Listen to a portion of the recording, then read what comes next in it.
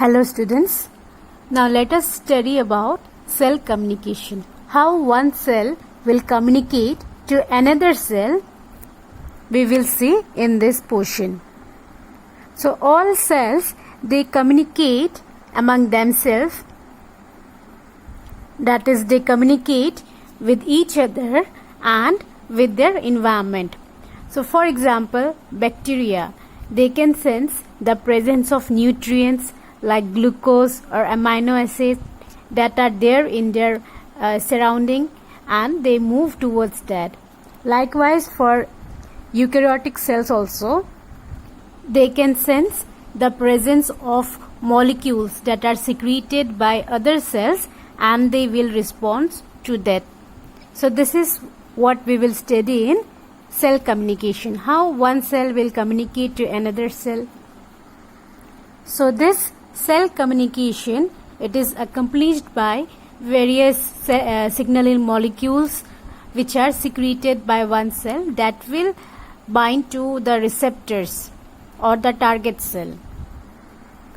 So these cells, they usually communicate using chemical signals, and these chemical signals, they may be protein or some other molecule also which are produced by a cell, and they are often secreted from the cell and are released into the extracellular spaces. So extracellular spaces will be the space between any two cells, and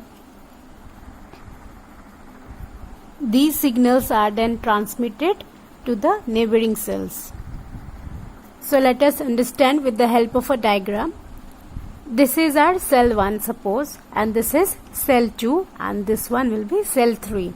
So this cell we will call it as signaling cell, or you can say sending cell, from which signals are released. So you can see here, this cell is releasing signals, and these signals we call it as ligand.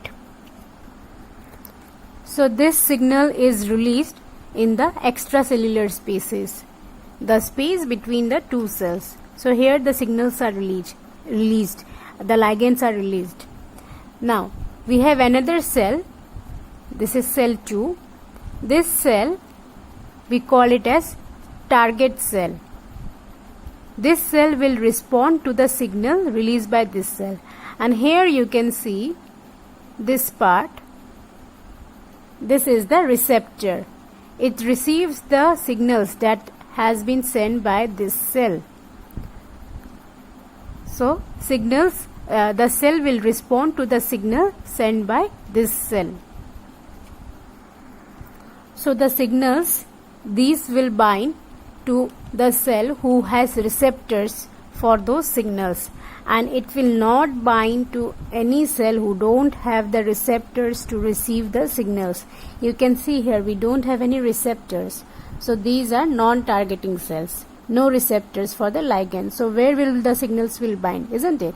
So this cell will not take any of the signals, since it does not have the receptors.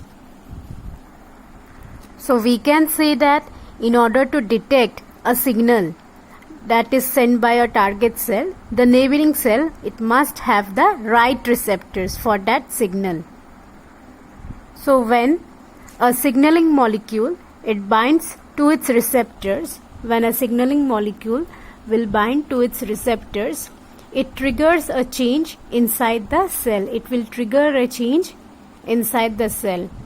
Signaling molecules, they are often, we call it as ligands, as I already told you, and that bind to the other cell, we call it as receptor or the target cell, which will then respond to this message.